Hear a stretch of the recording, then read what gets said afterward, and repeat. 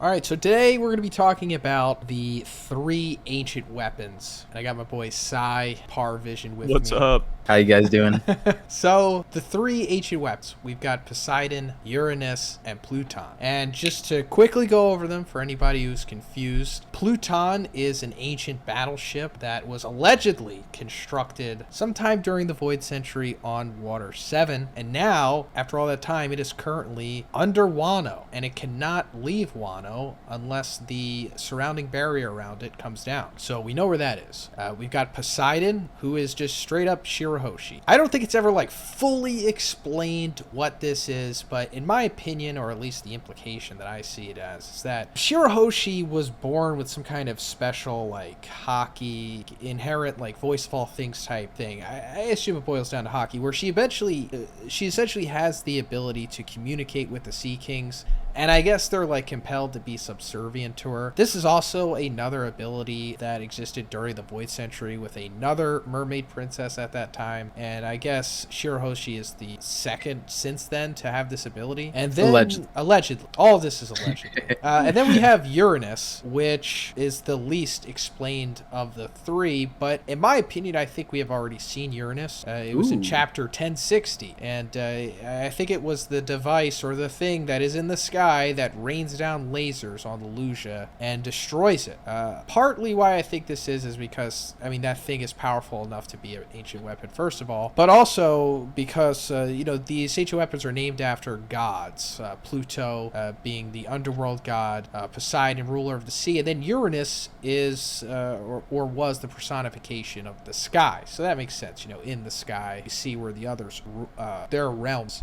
So now that we've got that out of the way, let me show you guys something real quick, because what if I told you that we have already seen what the ancient weapons look like? Check this out. This is a cover story from Enel, and it's when he's looking at some of the, I guess you could call these hieroglyphics within the moon. And I think that the three things that we see here are the ancient weapons. So down there on the bottom right is what I think represents Poseidon. That's the Sea Kings. And then we see two other distinct things here. So over to the left, we see this big green thing that looks like a ship to me, right? Or could be something else. I think this is what Pluton looks like. And then on top of that, in the sky above it, I think that's Uranus. What do you guys think about that? I definitely heard seen people try to associate this with various use this same source to justify multiple different meanings.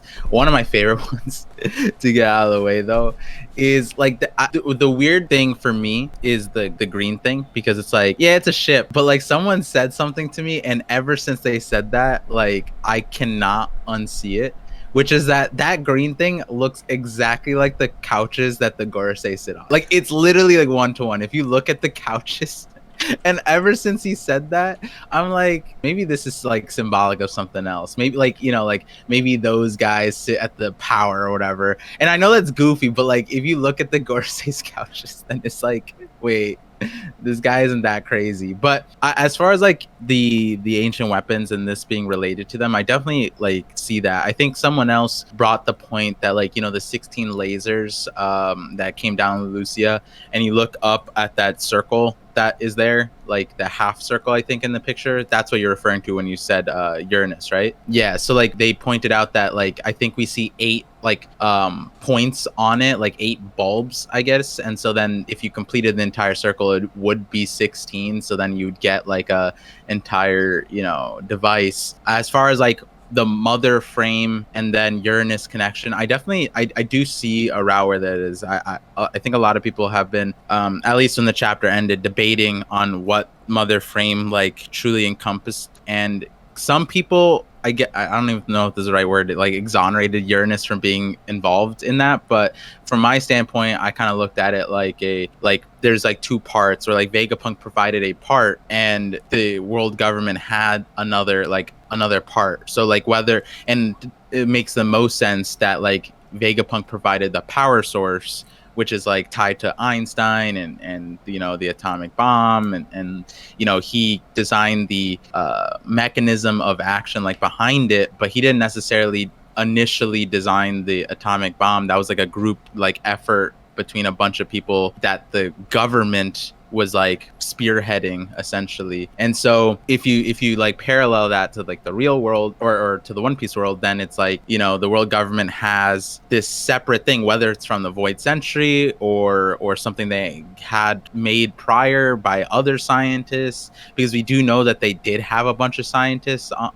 like from the legendary Iron Giant time. Like they've always had scientists. Even Punk Hazard is a remnant of like their scientific experimentation, but that apparently has gone on for centuries. And so I kind of look at that like, yeah, maybe Vegapunk provided the energy source, and that above thing is what, like, the mother frame that they're discussing. Like, there's so many ways you could talk about it. The Sea King one is interesting to me because it's like, to me, when I look at that directly looks like Nola and the lobster that was on the Emperor Cloud in Skypiea. So like there was a giant lobster named Kami, or like on its face it had written Kami, and then there was a giant lizard thing that looked exactly like that was Nola, or Kashigami in the past. And Kashigami was probably from the Void Century, because when you look at how old Nola is in our timeline and how big Nola is, Nola was born 400 years ago and is like comparable in size to Kashigami, and Kashigami was that size 400 years ago. So like that would mean that 400 years ago the Kashigami, that giant lizard, was born in. So it's interesting that they have this drawing on the moon. So like I have a few theories about why these drawings are interesting, because we in this cover story, Oda does a weird like thing with time, and he kind of not scuffs, that's not the right word, like he kind of hides like what time is in this thing. So it's like we don't know if the moon was built on the earth or not, and that's something I actually talked about in my Void Century Uranus video. But as far as what you were saying, I agree, like for the most part, that this thing I feel like there's some kind of connection here. Oda drew something here for sure. But yeah, I'm curious what Sai has to say though. Yeah, it's funny because like I do look at this and I'm like, okay, this is probably the 3 ancient weapons, but it's like Par said, like the Nola thing and the giant like lobster. I feel like those are very like Skypiea. Like they're huge Skypiea references that would convince Enel that Burka came from the moon and went to Earth, which is like what the whole cover story is about. Like Enel, it's like the irony of it. Like Enel killed all the Birkins, and then he went to Skypiea, and then he's like, oh man, I really want to go to the moon. And then he gets there, and then he sees these moon hieroglyphics, and then he realizes that his people, or the people on the moon, were the Birkins that he slaughtered, and then they wanted to go to Earth. So it's kind of like an endless cycle of, oh man, he messed up. Or not endless cycle, but it's a whole cycle that gets completed here. But as far as the ancient weapon part, I do see it. I see the Sea Kings. I see the random ship that's on Earth. And then I see, you know, the ship they use to go from the moon all the way to Earth. And it's like, yeah, if you really like break it down, those would be the 3 ancient weapons. As far as what that green blob that the people on Earth are standing on, that could very well be Pluton. You know, maybe Pluton is like the embodiment of Earth, or green vines even. See, if we're looking at the Sea Kings and saying, oh yeah, that's Poseidon's power, and then we're looking at the sky and being like, okay, yeah, beams from the sky, that could be Uranus. What could represent the Earth the best? Well, it could be these green vine monster things. And you know, I'm down for it. I'm down for it. I just sent you guys the couch on the... Oh my god, it does look like it. So yeah, I like it. I wonder if it's coincidence or intentional, but yeah, if that is Pluton, it looks very strange. But I guess maybe that's what he's going for. But back to what could be Uranus at the top here. I'm glad that you brought up, Par, about the whole thing about Mother Frame / Mother Flame. You know, at first glance of reading this chapter, it was like, oh, the Mother Frame, it wasn't Uranus. It was actually this new proprietary thing that Vegapunk made. Well, it's like, maybe it actually is just a new power source that he was able to make, because Vegapunk did say that he couldn't replicate the power source that they had back in the Void Century. And I assume that that's what was needed to power Pluton, because also in this chapter, Ivankov says, and I thought it was weird at the time, but now putting it into this context, I think it makes more sense. He says, you know, if this thing that you saw fly over the clouds and destroy an entire nation was a government weapon, then only Vegapunk could have created it. And but what if it were an ancient weapon? And if Ibu were alive since ancient times, it all links up. So it's like, I I think it was an ancient weapon, and what Vegapunk did here was replicate like a synthetic power source to power Uranus, because also the whole mother flame thing, and I know it says mother frame in the official, but as we talked about before, the Japanese fandom think that flame is way more applicable to a more accurate translation. So keep in mind flame. Now look back at the picture on the wall of what allegedly could be Uranus. In the center there, kind of looks like a flame to me. Yeah. Oh, it does, huh? Yeah, it does.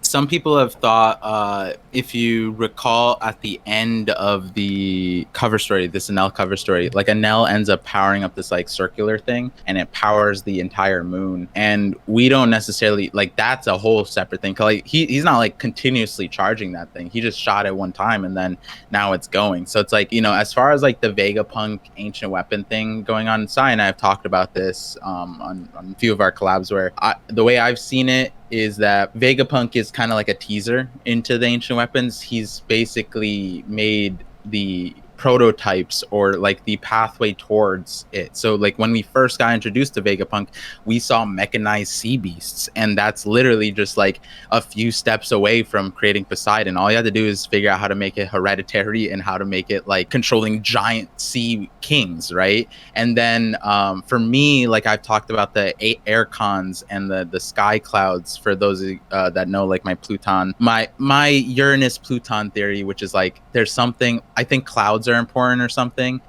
Like it's just like the ancient weapons, they're allegedly weapons, but at the end of the day, it's like Shirahoshi doesn't have to be a weapon. She was regarded as either the world's savior or the person who could sink the world. And I think all the weapons were meant for one thing, but then were ultimately used or demonstrated to be very powerful, and that created fear and can be scary. And so like and as far as like the mother frame and mother flame thing goes, like I it's just weird. Like I don't necessarily know if it's gonna be like a giant laser beam type of thing. So I feel like the world government had like if you remember, this is my brain's confusing a bunch of different things, but like if you remember the anti-Pluton, was like this monstrous thing that was meant to take down Pluton, and that was something that the world government was trying to get. Like they were directly in contact with a bunch of people to get that, and they made it as a counter weapon. And I almost wonder if that counter weapon is something that they had and Vegapunk provided this power source for. And going back to like the pathways to the ancient weapons, like Vegapunk probably, if once we end up revealing all of the ancient weapons, or we could probably go back to Egghead and see like, oh, Vegapunk made this, and he was like recreating this old tech, he just didn't know what it was. And so whether it's the anti-gravity thing, like there's so much on Egghead, the holograms, like there's so many things there that if you just like made one level crazier, they could be ancient weapons. Like there's so many different things, and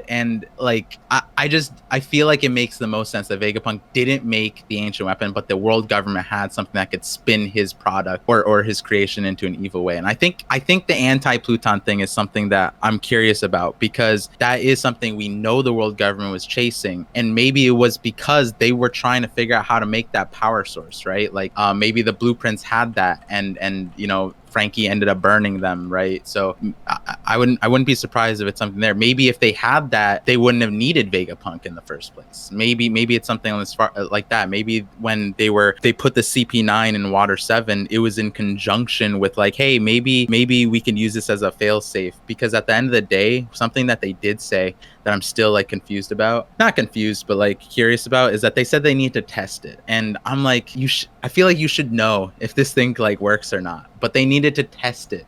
And that was something that was like, that changes a lot for me. The fact that they didn't know what they had was capable of what they wanted, and they needed to test run it like that. So it's like, do they not know what the ancient weapon like looked like? Did they not know like the full context of it? There's a few intricate details that Oda slid into the like, especially the last chapter, that I'm like, interesting. As far as ancient weapons, the one thing I want to say or throw out there is I think all the ancient weapons are going to be alive.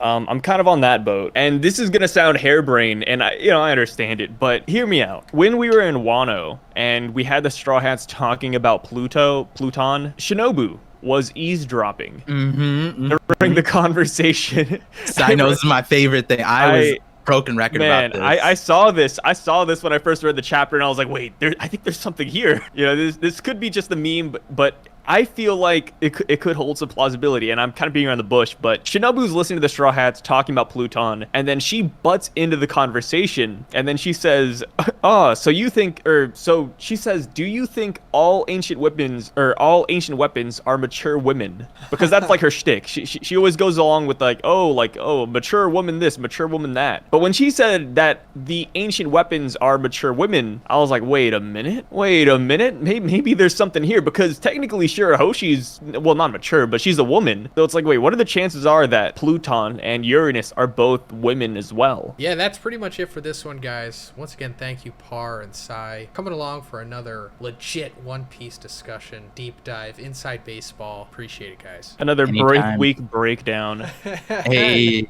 Yeah, subscribe to Sai, subscribe to Par, do not subscribe to me. You know the deal. Subscribe to Zhoniin. Never do that. And yeah, peace out, guys.